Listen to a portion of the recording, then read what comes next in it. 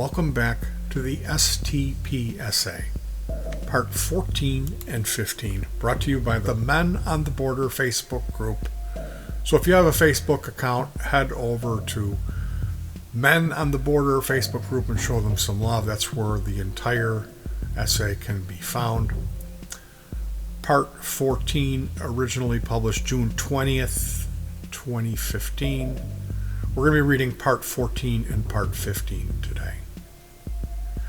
STP, or more correctly DOM, belongs to a group of substituted amphetamines which are known to cause stimulant psychosis, a psychotic disorder. This commonly occurs to drug abusers, but not exclusively. It can also happen to patients taking therapeutic doses under medical supervision. The symptoms of stimulant psychosis may vary slightly, but generally include hallucinations, delusions, thought disorder, and in extreme cases, catatonia. The symptoms will also include delusions of persecution and delusions of reference of concurrent with both clear, conscious, and prominent extreme agitation. The symptoms of acute amphetamine psychosis are in fact very similar to those of acute phase of schizophrenia. The difference is that in amphetamine psychosis, visual hallucinations are more common and thought disorder is rare, or less instances of actually going insane. A study of recovery from methamphetamine psychosis reported a 64% recovery rate within 10 days, rising to 82% rate at 30 days. It has been suggested, however, that around 5 to 15% fail to make a complete recovery in the long term. Furthermore, even in a small dose, the psychosis can quickly be reestablished with a new dose. Psychosocial stress has been found to be an independent risk factor for psychosis relapse, even without further substituted amphetamine use. In San Francisco, many such sad lessons were learned in 1967. Europe was to the largest extent spared, with a few notable exceptions where the drug had reached across the pond. Part 15. On July 1st, 1967, Sgt. Pepper became the best-selling album in the USA, and the All You Need Is Love single was rush-released later in July.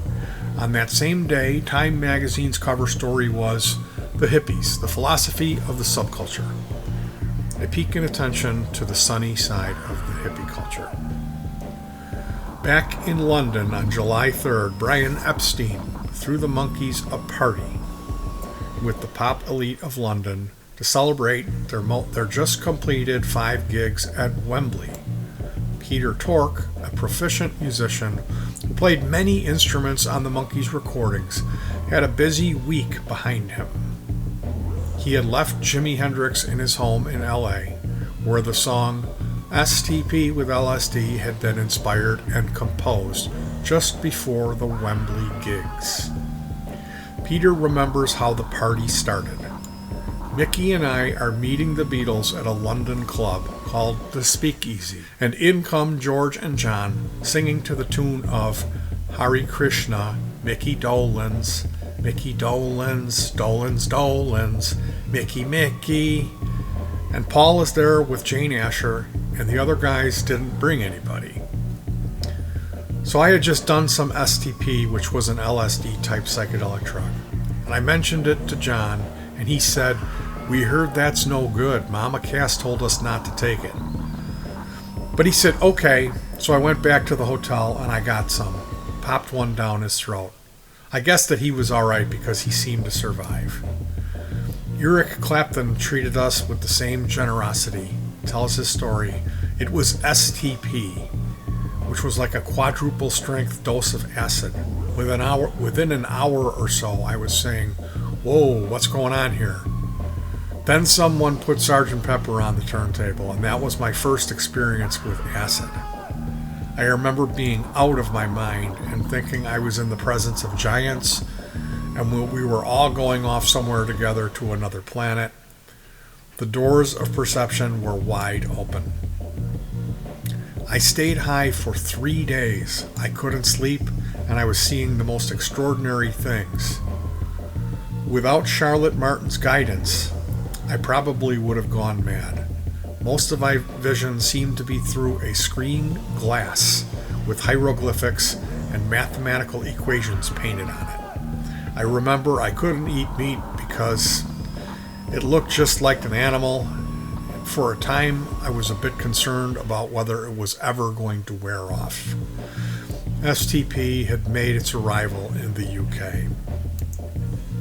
We will next look at the link to madness in psychiatry before we continue the timeline in London, July 1967. So please join me for parts 16 and 17 of the STP episode. Stay safe, hug your pets, and peace.